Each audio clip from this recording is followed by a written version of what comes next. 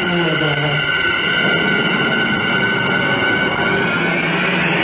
Onda Verde.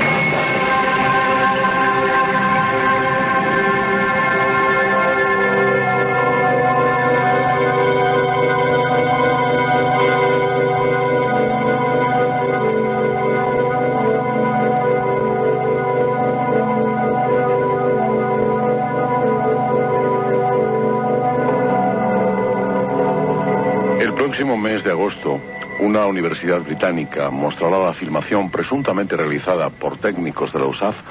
de la autopsia de los 4 cadáveres de supuestos extraterrestres recogidos tras la caída de un ovni en el desierto de Roswell en 1947, así como también mostrará imágenes del objeto estrellado.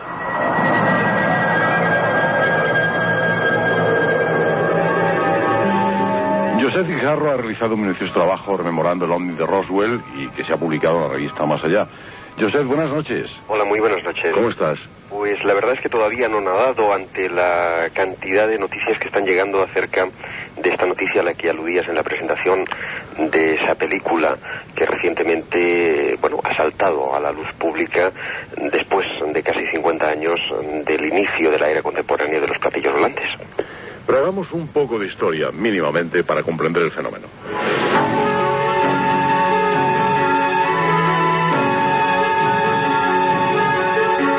¿Qué ocurrió el 2 de julio de 1947 en el desierto de Roswell? Bien, pues lo que ocurrió a tenor de las declaraciones de los testigos presenciales de aquella época, de los cuales ya quedan muy poquitos en vida, es que un objeto no identificado se estrelló en las cercanías de Roswell, en concreto en un rancho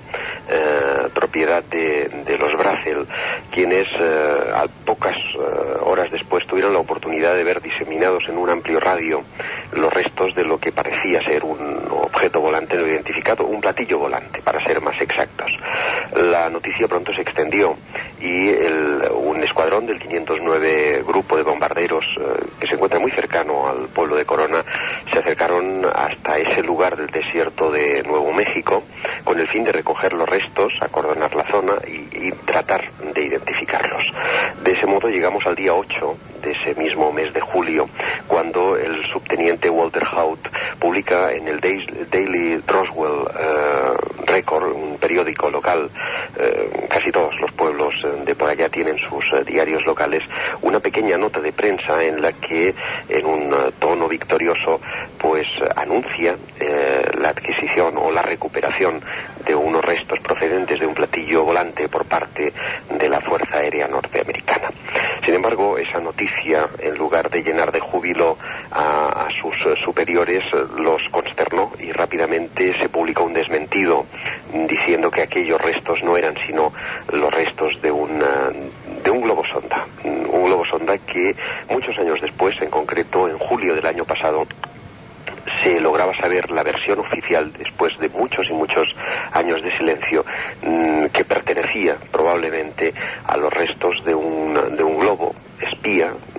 que estaría enmarcado dentro de una misión secreta que se llamaría Proyecto Mogul y que tendría como finalidad espiar las pruebas nucleares soviéticas que se estaban desarrollando precisamente en aquella época. Sin embargo, esta noticia o esta identificación tan precisa por parte de los estamentos oficiales no ha sido y probablemente no será del agrado de la comunidad ufológica, quien ha visto en esta declaración, como siempre, un gesto de ocultación por parte del gobierno a una verdadera historia que habría incluido la recuperación no solo de los restos de un objeto no identificado, sino incluso de 4 cadáveres de pequeños seres extraterrestres en esa misma zona de Roswell, seres a los que, a tenor de los últimos datos llegados, pues hasta más allá que hemos publicado recientemente ese artículo, hablaban de una filmación efectuada por un cámara de la USAF, cuyo nombre es, ya os lo doy prácticamente en primicia, Jack Barnett, y que habría grabado 17 rollos, nada más y nada menos, de película de 16 milímetros conteniendo las autopsias y la recuperación de los restos de ese ovni en Roswell. Lo cual es absolutamente apasionante, pero ¿cuál ha sido el motivo de que ahora abran un poco las puertas y cuenten estas cosas después de 50 años? Pues la verdad es que esa es una de las preguntas que atenazan a más de un investigador en estos momentos, porque sin duda no deja de ser una maniobra bien extraña. De hecho, como yo os decía anteriormente, el tema de la recuperación del presunto ovni de Roswell nunca ha trascendido a nivel de versión oficial hasta hace muy poco, en el año 1994. Durante todo este periodo de tiempo, en los últimos 17 años, Stanton Friedman, William Moore, muchos otros investigadores han dedicado muchas horas de esfuerzo a recuperar testimonios en directo, a recoger de la prensa pequeños recortes que probaban que algo extraño había sucedido la noche del 2 de julio de 1947. Opiniones que reflejaban que un fenómeno extraño había acontecido allí. Claro, cuando en 1994 un diputado, en concreto Steven Swift, de Albuquerque, hace una petición oficial amparándose ante la Ley de Libertad de Expresión promulgada como consecuencia del escándalo Watergate, todos los ufólogos ven un poco pues una vía de salida, porque obligatoriamente el ejército iba a tener que hacer, o el gobierno en este caso iba a tener que hacer un pronunciamiento oficial ante esa petición de Steven Swift. Steven Swift pedía, en este caso al gobierno, si era verdad que en 1947 se había hecho la recuperación de una nave extraterrestre en Roswell. Bien, esa petición oficial, que se hizo en concreto a la oficina de cuentas, a la GAO, General Account Office, lo que hizo en realidad pues fue mover en todos los estamentos oficiales todos los archivos que podían contener cualquier recuperación de objetos en Roswell, fueran estos identificados o no identificados. Y como consecuencia de esa investigación, a los 3 meses el gobierno de los Estados Unidos emitía esa información que yo antes os decía, que lo que se recuperó en Roswell no era un platillo, sino efectivamente algo se había recuperado, pero era los restos de un globo sonda espía. Claro, esto para ajenos y propios y extraños, vamos, al suceso, pues no dejaba de ser una maniobra de ocultamiento, ya que entre los arietes que defendían la hipótesis extraterrestre se encontraban algunos de los protagonistas que en aquel verano de 1947 tuvieron la oportunidad de recoger parte de esos restos y transportarlos en avión hasta las bases de Wright-Patterson. Ergo, allí estaba habiendo una maniobra harto extraña. No contentos con esa historia, aparece muy recientemente un productor inglés que atiende al nombre de Ray Santilli. Este Ray Santilli hace público el descubrimiento de una filmación, de una película que vendría a probar la existencia de una nave extraterrestre en Roswell. Pero curiosamente, y ahí es donde empiezan realmente las dudas sobre su autenticidad, Ray Santilli al parecer no tiene la película inmediatamente, o sea, no fue el mes pasado cuando consiguió esa película, sino que ya la poseía desde hace 2 años. La primera pregunta que llega a nuestra mente es cómo un avispado productor de televisión que toma contacto con una película de tanta importancia, o que contiene un material fílmico tan importante, no lo da a conocer inmediatamente y espera 2 años para dar esa noticia. Tiene que ver este dar a conocer ahora justamente porque los ufólogos americanos están ahora molestos con la versión oficial, y esto puede ser una especie de maniobra orquestada tal vez por las agencias de inteligencia. Bueno, pues esa es una de las dudas cuya sombra persiste todavía ahora.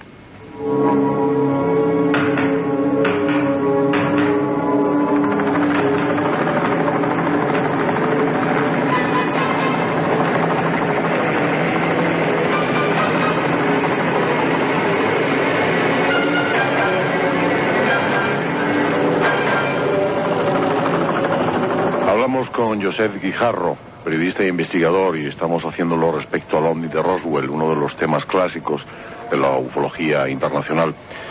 Lo cierto es que desde siempre se habló de esos hombrecillos, de esos cadáveres que estaban en cámaras, congelados, Pero yo lo de la autopsia no lo conocía, Josep. Esto me ha impresionado bastante porque se habló de ello e incluso hubo una versión por ahí de que un profesor que estaba impartiendo clases de marketing pues contó esta historia a ver si esto trascendía y cómo un rumor podía ir creciendo. Esta versión también corrió hace aproximadamente 20 años, si no recuerdo mal. Tal vez fuera también otra maniobra para desautorizar la idea OVNI. ¿Oíste hablar de esto tú? En este caso concreto, Antonio José, lo que ocurre es que la película en sí existe y ya se ha hecho una previsualización. Por un lado, los expertos han dicho que podía tratarse en este caso de una auténtica película, más que nada porque hay algunos detalles dentro del film que bueno, algunos levantan sospecha, pero otros, sin embargo, pues son muy propios de un film que hubiera sido realizado justamente en los años 40. Las dudas persisten. El día 5 de mayo, precisamente, o sea, hace pocas fechas, se realizaba en una de las salas del Museo de Londres una preproyección, además en una especie de ambientación muy, muy curiosa, porque atenuaron las luces de la sala, unos guardias jurados instaban a todos los invitados, muy selectos, a que dejaran cámaras fotográficas y cualquier elemento grabador. Se encontraban, entre otros, por ejemplo, el conocido investigador británico de los círculos de Inglaterra, George Winfield, o por ejemplo productores pues como Bob Kiviat de la Paramount, incluso un representante, Nick Pope, del Ministerio de Defensa británico, y luego muchos medios de comunicación, entre los que podríamos destacar, por ejemplo, la BBC o la NBC británicas. Bien, la proyección que se hizo en ese museo británico duró aproximadamente unos 20 minutos y se trataba de un fragmento de esos 91 minutos que al parecer dispondría Ray Santilli y que asegura haber comprado por nada más y nada menos que $150.000, que al cambio vienen a ser algo así como unos 13 millones de pesetas. De ahí que sea todavía más misterioso el hecho de que no lo haya divulgado en 2 años.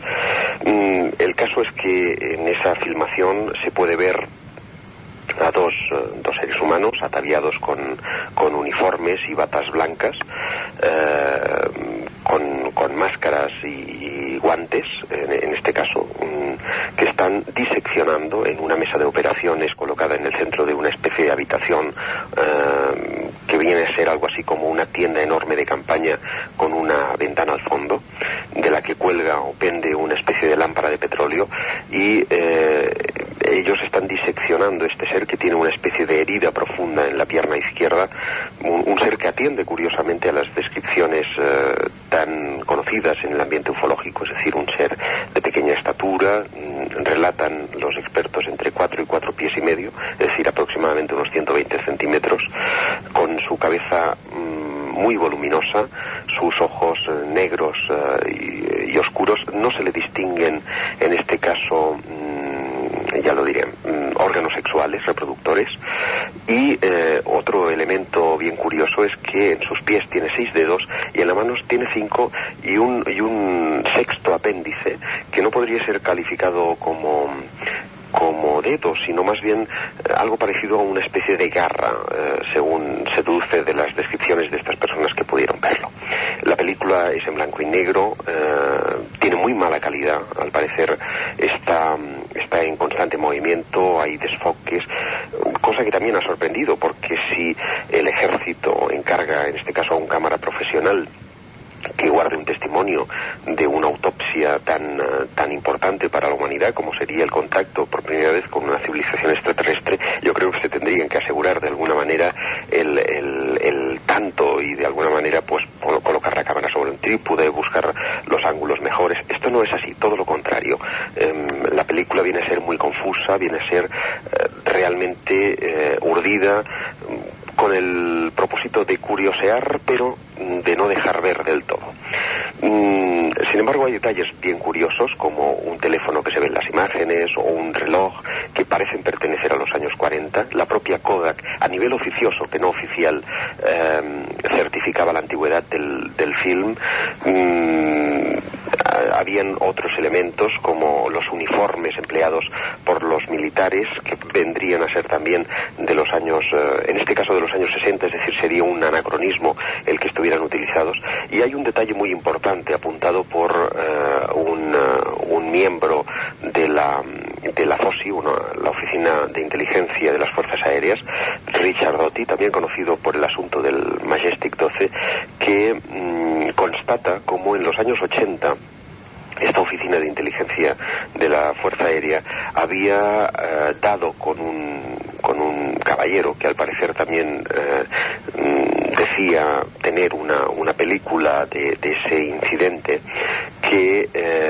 esa película fue copiada y fue guardada una copia en la oficina de inteligencia. Al parecer, según constata Doty, la película que hoy día se está analizando podría ser una copia de esa otra película de los años 80 y vendría a reforzar la posibilidad del fraude. Pero la sombra que persiste, y yo quiero insistir en ese aspecto, es, independientemente del móvil económico que lo hay por parte de Santilli o de Barnett en el aspecto de la película, es en el hecho de por qué sale en este momento, de precisamente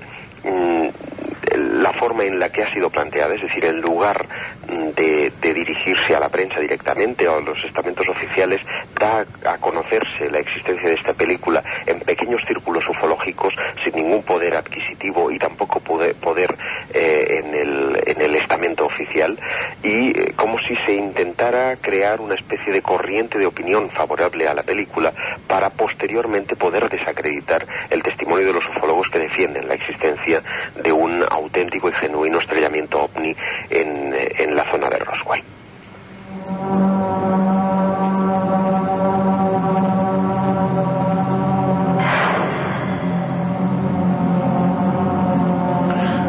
El hecho, Joseph, es que nos encontramos nuevamente con la tela de araña, ¿no?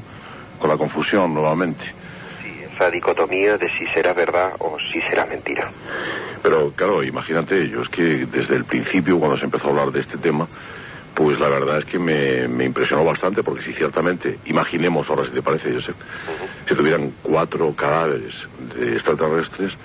bueno, esto sería una bomba. Yo no creo que hubiera aguantado 50 años, algo se habría escapado, ¿no? Naturalmente, esa es una de las cuestiones que siempre han sido abogadas, pues un poco por las personas que tienen un poco de sentido común. Un acontecimiento de tan magnas características es muy difícil de que hubiera pasado inadvertido durante tanto tiempo. Y aún admitiendo, y que yo creo que ciertamente algo extraño ocurrió esa noche de 1947, tampoco ha avanzado lo suficiente la tecnología estadounidense con respecto a las otras potencias como para admitir que pudieron adquirir un conocimiento de una civilización extraña. Sí hay, sin embargo, hechos sumamente curiosos en la aventura de Roswell, como el testimonio de algunos de los lugareños que tuvieron la oportunidad de ver los restos y que hablaban de que había una especie de alfabeto o de dibujos muy estilizados en parte de ese material recuperado, que era excesivamente liviano. Incluso, según admitía el coordinador internacional de la MUFON, Antonio Uneus, una de las más prestigiosas instituciones de investigación OVNI en el mundo entero, realmente el material allí recuperado, y que luego fue divulgado a través de unas curiosísimas fotografías en las que se podía ver a los militares con los trocitos o pedacitos de ese ovni recuperado, pues más bien denotan muy pobre tecnología por parte de esos seres extraterrestres. De modo que, en mi opinión humilde y personal, si bien algo extraño ocurrió en Roswell, creo que es aventurado el admitir que pudiera tratarse en este caso de una nave procedente del espacio exterior, máxime, porque si esto hubiera ocurrido así y si efectivamente se hubieran recuperado los restos de seres extraterrestres, probablemente se hubiera dado un paso de gigante en muchos terrenos, tanto médicos como tecnológicos, que desgraciadamente no se ha dado.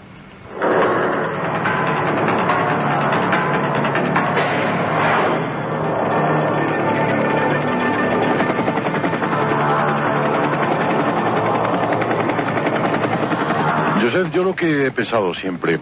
respecto, o en los últimos años, Parece que no hay nada nuevo importante respecto al mundillo ufológico, que no hay noticias nuevas, y da la impresión que igual que hace el cine, que recupera viejos argumentos y te hacen la película de otra forma, con actores jóvenes y demás, pues da la impresión de que se están tomando estos casos viejos, pues no sé con qué intención, si para poner de moda nuevamente esto o para desautorizarlo definitivamente. ¿Tú qué opinas? Hombre, yo opino más bien esa segunda posibilidad, la de la desautorización, aunque no estoy del todo de acuerdo en el hecho de que no ocurran cosas nuevas. Lo que sí ha ocurrido, y creo que estarás de acuerdo conmigo, es que se ha transformado un poco el escenario del OVNI. En los últimos años hemos asistido a un fenómeno distinto dentro de la ufología, que es esa dimensión psíquica del fenómeno OVNI, en la que todo lo físico no es físico, sino que muchas veces parece psíquico, que muchas experiencias tales como las abducciones o los visitantes de alcoba parecen estar lindando el terreno de lo onírico con la realidad física, y entonces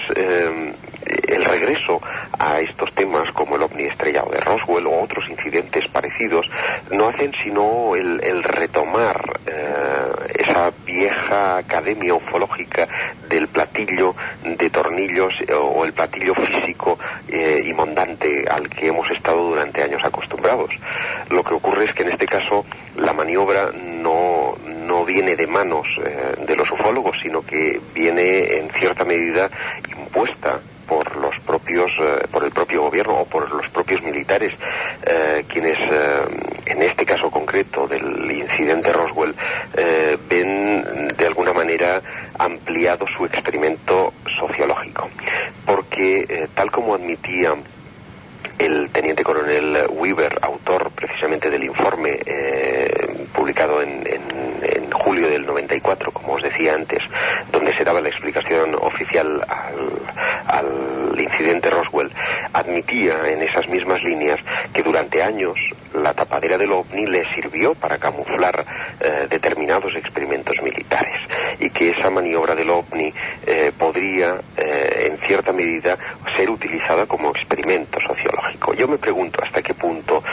otras noticias que se relacionan directamente con este asunto, como es el caso de la película, como ha sido el caso de testimonios que han sido recogidos posteriormente, el de fotografías que han ido apareciendo a lo largo de estos años, no serán sino pequeños gazapos lanzados por estas ocultas sombras militares para probar ciertamente determinadas reacciones en nuestra sociedad. Y del mismo modo pues que hace 3 años o 4 años ya desde Francia se lanzaban determinados cohetes sin carga nuclear, por supuesto, pues para probar la reacción de las gentes en el sur de Francia y norte de Cataluña, probablemente este otro tipo de pruebas sirvan a determinadas mentes retorcidas para también realizar experimentos con nuestra sociedad.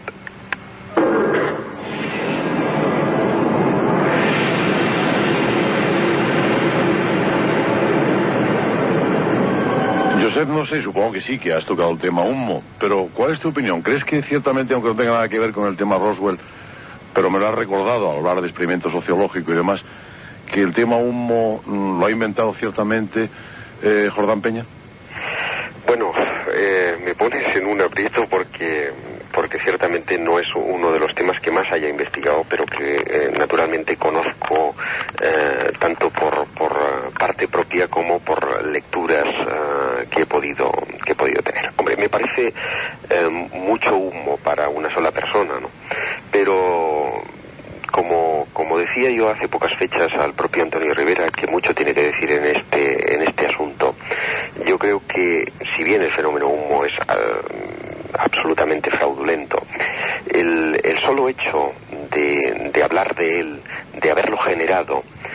ha realizado también que se generaran microfenómenos que a nivel personal hayan podido suceder, que a nivel personal hayan podido ser ciertos, y que nada o poco tengan que ver pues con una estructura jerarquizada que nos ha visitado durante años procedente de un lejano planeta o no tan lejano planeta como sería humo. De todos modos, sí me parece excesivamente amplio ese tema, la elaboración de informes, el tirar el devenir del correo arriba y abajo desde diversos puntos del planeta, la coincidencia con determinados fenómenos que hayan podido suceder para una sola persona. Y aunque si bien es cierto que José Luis Jordán Peña ha podido ser, de hecho, en muchos de los dibujos se le reconoce su estilo, autor de gran parte de los informes, Humo cobró vida propia y probablemente el bromista o bromistas que pudieran hacer durar esa broma, entre comillas, durante tantos años, se aseguraron de que sus receptores siguieran creyendo que Jordán Peña no podía ser el autor de todo. Yo tengo la impresión siempre de que un fraude semejante nace, a lo mejor, pues no sé, en una mesa de cafetería y luego va creciendo por sí mismo y la gente va improvisando. Quiero decir que yo tampoco he visto nunca una gran estructura, pero ha habido momentos en que he llegado a pensar que sí había alguien detrás, que había, no sé, financiado, que había formado un grupo, y siempre pensábamos en algún tipo de agencia, desde luego no norteamericana, porque aquello fue una chapuza. Hombre, los franceses se han enamorado muchísimo de la hipótesis KGB, pero no creo que hayan ni suficientes pruebas para admitir que el KGB pudo estar detrás de este experimento, entre comillas, ni para admitir que solamente Jordán Peña fue el autor de todo ello. Yo creo que, como bien decías, porque además ciertamente ocurre así, lo que a veces puede resultar, pues eso, una pequeña broma o un pequeño comentario de café, puede extradimensionarse y tomar vida propia, como yo decía antes, pues eso, porque un pequeño infiltrado, porque alguien que ha escuchado el comentario desea gastar la broma y proseguirla, y esa broma deja de ser broma en un momento dado. Las personas que lo han vivido como serio y han generado fenómenos como serio, y ahí se empieza realmente a generar una auténtica cortina de humo con H en torno a un tema tan complicado como el de Humo. Se ha llegado a hablar, y lo leía anoche mismo en una publicación que me trajeron, de una paranoia en Jordán Peña. Una paranoia, incluso una doble personalidad. Esto me pareció muy fuerte, honradamente me pareció muy fuerte. Ahora, lo que sí yo tengo que reconocer es que José Luis Jordán Peña es un hombre absolutamente inteligente. Es muy inteligente. Y luego su postura escéptica en todos los fenómenos, porque la Sociedad Española de Parapsicología, en una de sus revistas anuales, pues publicaba un extenso trabajo de Jordán Peña, que yo al leerlo, pues hice el comentario en la radio y digo, bueno, si dedicas toda tu vida a la parapsicología y al final de tu trayectoria descubres que todo es mentira y lo confiesas, pues has perdido el tiempo. Y esto me parece absolutamente lamentable. No sé, yo creo que José Luis Jordán Peña es muy, muy inteligente. Para inventar el tema, a lo mejor ayudado por Sesma, pues no lo sé. Pero siempre que tengo la oportunidad de hablar con alguno de vosotros lo pregunto, porque parece que el tema está otra vez poniéndose de moda. Seguramente con la publicación de Antonio Rivera en Más Allá, me parece que fue el mes pasado, que publicó un extenso trabajo. De todas maneras, a mí me parece en este caso que Fernando Sesma pudo ser una víctima propiciatoria más que artífice propiamente dicho del asunto. Víctima en tanto que, como ya ha sido dicho en muchos medios de comunicación, el asunto Humo nace de una tertulia madrileña en la Ballena Alegre, en la que se recibían previamente a los primeros mensajes de DEI 98 los de otro extraterrestre, en este caso mucho más cómico y mucho más divertido, como era el de Saliano, y que precisamente, o si buscamos realmente quién podía esconderse detrás de los mensajes de Saliano, podemos tener alguna indicación de quién podía esconderse posteriormente detrás de los mensajes de Humo. El hecho es que estamos siempre con enigmas, con misterios en la mano, Josep. No hay forma de evitarlo, y por otra parte a mí me encanta,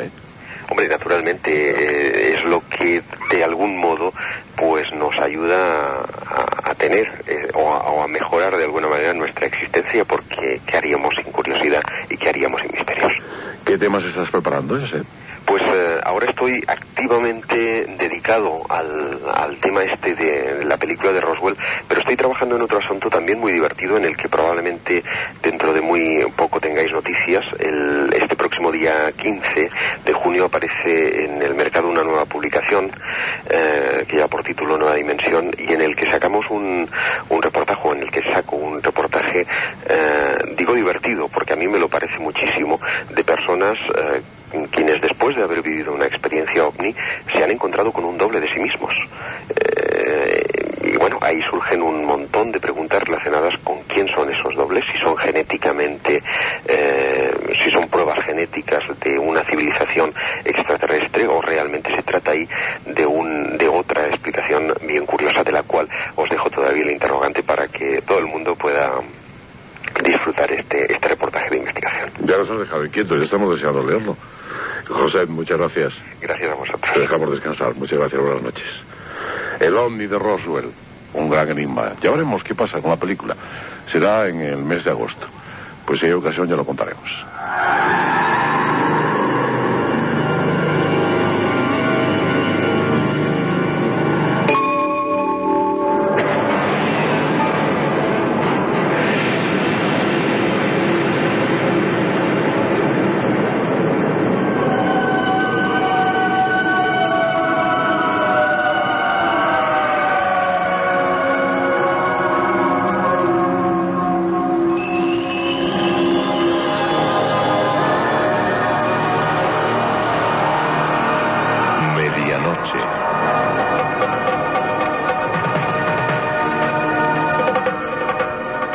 Deseamos una muy feliz semana. Les damos las gracias al señor Ubelda y a doña Begoña Gómez de la Fuente por haber uno musicado y producido técnicamente el programa, y Begoña pues en la producción dura y pura de buscar los temas, los invitados, y a ustedes pues las gracias por estar ahí. Feliz semana. Muchas gracias a todos.